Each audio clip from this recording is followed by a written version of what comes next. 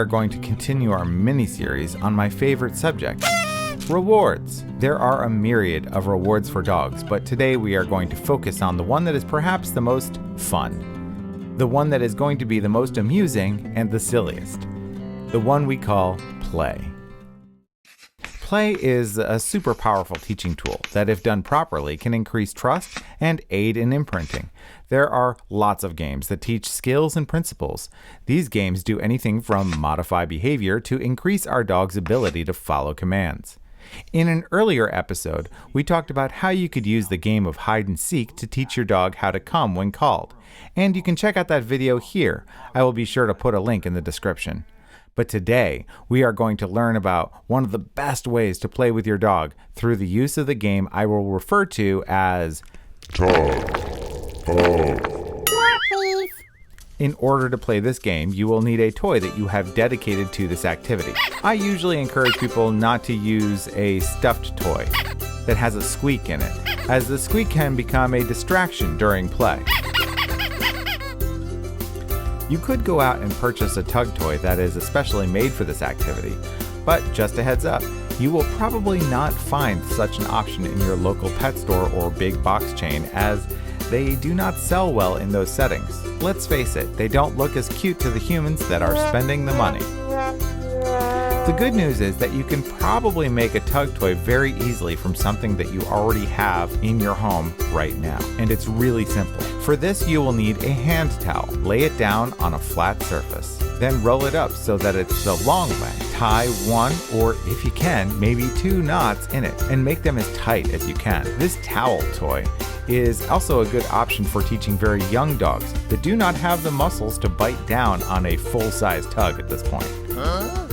Just a few notes before we get started. The goal for playing Tug of More is at first to increase our dog's desire to want to play this game with us, not to turn the tug toy into a chew toy. So it is best to start any game of tug by putting a leash on our dog before we begin.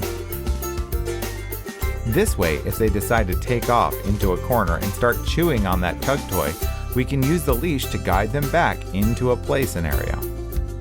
Also, it is important to note that we should limit access to this particular toy to only times when we are playing with it with our dog, because remember, Tug of More is a game. The tug itself is just a means by which we play this game. So when you are not playing the game, it is important to put it away somewhere where they can't get to it and chew it up. As well as preserving your tug from being destroyed, this will serve to keep the tug sacred. After all, I like pizza, but I don't like pizza every day for every meal. Yuck.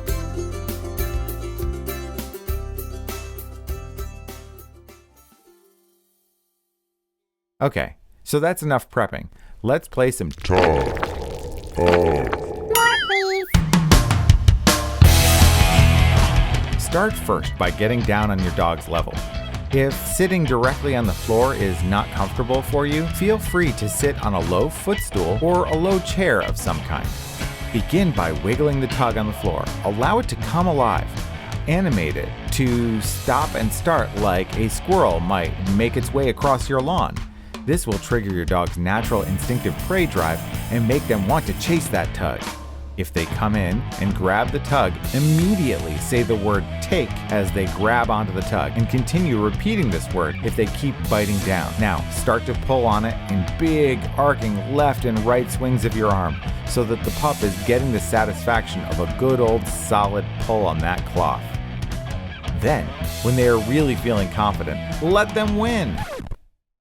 Huh? That's right, let the dog win. You heard me right. If we are going to use this game of Tug of More as a reward, we have to start from a place where we are allowing them to feel empowered by the activity.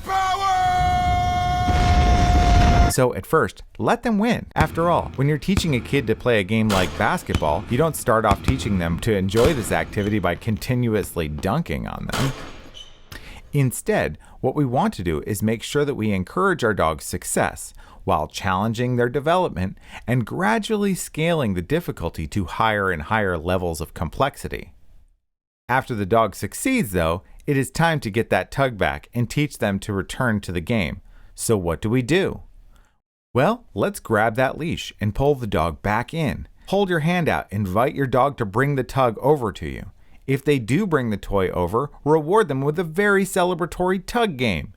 If you see this happen, congratulations, you have just won the game of Tug of. More, please. But wait, I can hear your questions through the ether. Fred, you say, how can I get my dog to drop the tug? Great questions. First, before I answer that question, don't forget to tag that like button and consider subscribing to the channel while hitting the bell so that you can get notified the moment that I load the next episode. Alright, and now to answer your question. How can I get my dog to drop the tug? Right, that one. Well, remember that leash? After you congratulate the dog for winning the tug out of your hand, and very importantly, you have repeatedly allowed them to win the contest, now it is time to use the leash by restricting the pup from lying down with the tug in order to chew on. You should not pull up on the leash or cause the dog to hang per se, but you can allow tension to happen if the dog tries to lie down with the tug in their mouth. Make sure you are ready, and when they drop the tug, and this is our opportunity to mark this behavior with the word drop. Immediately reward your dog with a good bunch of tug-of-more rounds of play. Repeat the amount of times to let them win before getting them to drop it again, and they won't see the drop game as anything but another part of playing the game of tug-of-more. In the future, I will make a video on some of the other ways that you can get a dog to drop something that they have in their mouth, whether it is a tug, or a sock, or a bit of garbage. But for now, the best thing to keep in mind is that trying to get a dog to drop something by pulling it out of their mouth is counterproductive, and it is inherently rewarding the dog for doing something that is unwelcome as a behavior. No. So stay tuned for some other options on how to achieve this drop behavior. Share, like, and subscribe, and of course, make sure to have fun with your dog every single day.